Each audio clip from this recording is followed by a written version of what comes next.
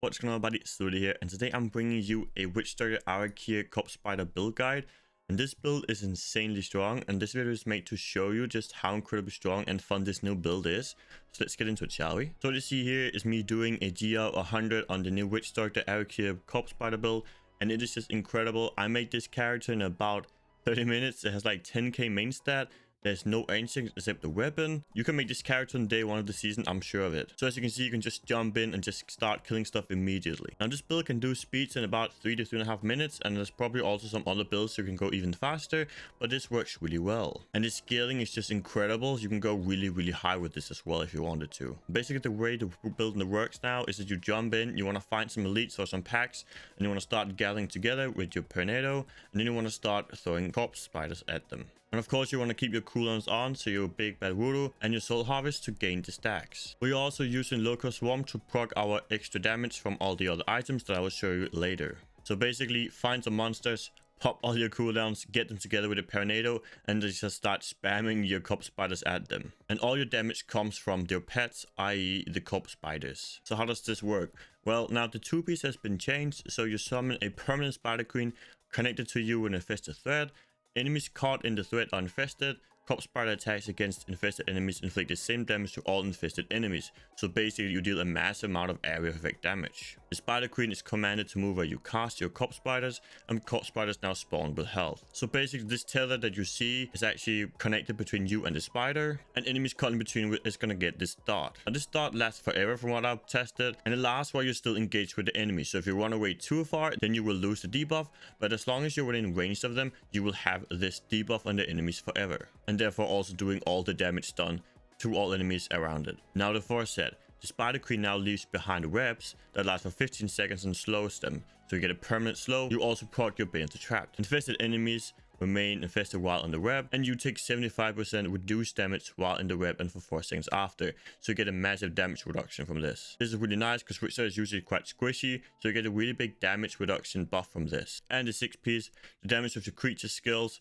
so your corpse spiders, is increased by 17,500%. So that's where all the damage comes from. Now we're also playing with the new soul shard system. So basically there's new weapon and helm slot gems. If you don't know about them, I will leave a video up here. But basically we are using the Dregs of Lies soul shard in our helmet, and basically this makes you deal increased damage with pets. So you see the main part of this gem is actually you deal 25% less damage, but your pet now deals 50% increased damage. So that's the base of the gem, and then you have other multipliers and damage increases on top of that. Now for the second affix, I have it so that each time your pet hits an enemy, your damage is increased by 1% for 5 seconds, and this stacks up to about 100. If you look at the screen, you will see that I have like a buff that keeps going up to 100 and keeps dropping down again to 0. That's basically the damage going up and down.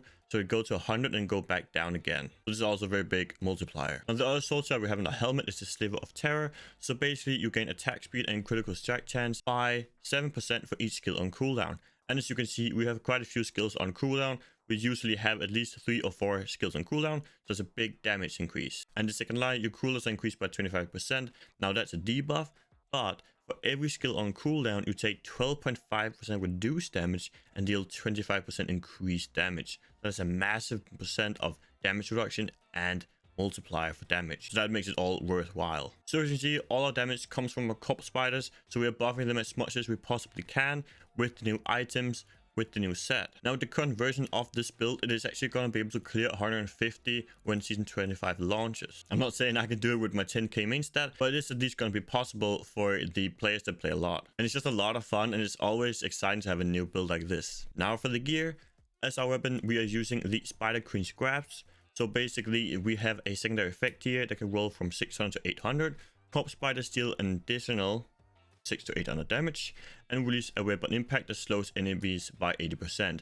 You get a massive damage increase from this and also a good slow. We're using the compass rolls as our one ring together with the Traveler's Pledge to gain the damage increase and also damage reduction whenever we are moving or standing still. For the gloves, we're using the Arachyr's gloves, and we want something like crit, attack speed, or cooldown or area damage. If you can get like a quad vector with crit, area damage, and cooldown, that would be really nice. For the shoulders, you want something like this. So you want some main stat, you want some cooldown, and some area damage. For the helmet, we are using Mask of the Ram. Again, we are buffing our pets. This can roll from 150 to 200. Try and get this as close to 200 as possible. And also you want some crit chance and some main stat on it. The chest piece is kind of whatever, just get some main stat, some vitality, maybe some percent life just to get some more toughness. Now the build is really interesting. We're using the Brood of Arachyr. So basically we are cop spiders dealing additional up to 100% additional damage, and each spider bite causes the target an additional 1% from cop spiders for 5 seconds.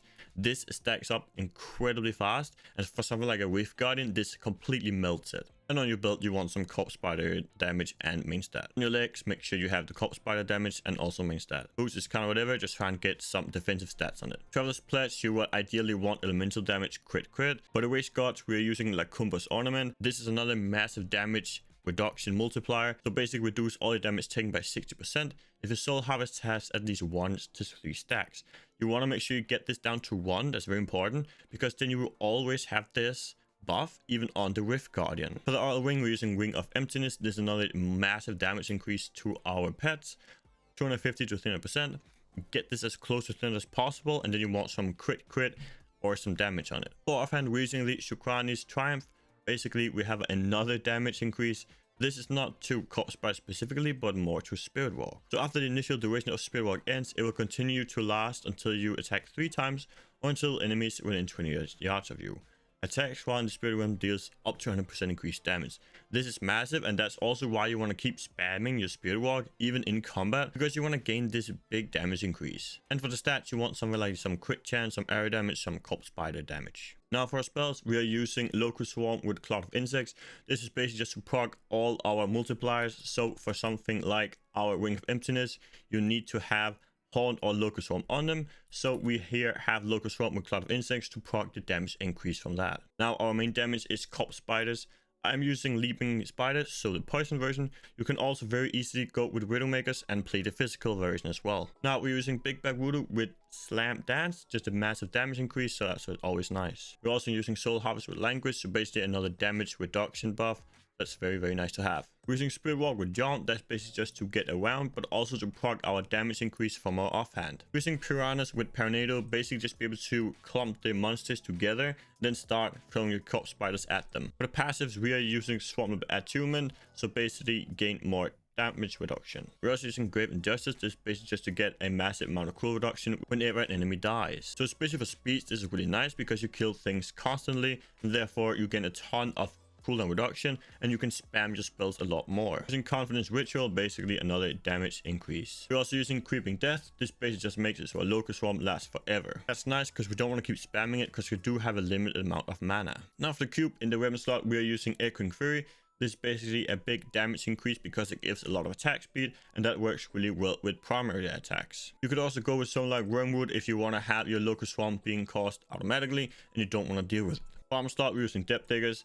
This is a no-brainer, massive damage increase to primary attacks. For Jury slot, we're using with Granador. This basically makes it so we have the Mask of Jam, and we can wear that instead of having the full 6-piece. So this is also mandatory. And I forgot to mention, but we are of course using the gems Bane of the Trap for just pure damage. We're using Enforcer to buff the damage of our pets again, and Simplicity Strength to increase the damage of our primary skills. Now in the follower, I haven't even geared mine, but basically you want something like this. So you want an Oculus Wing so you can jump in the damage increase. You definitely want a Flavor of Time and Nemesis Braces just to benefit more from all the pylons. I hope you enjoyed this short build guide.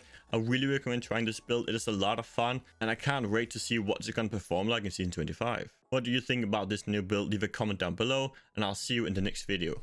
Peace out, folks.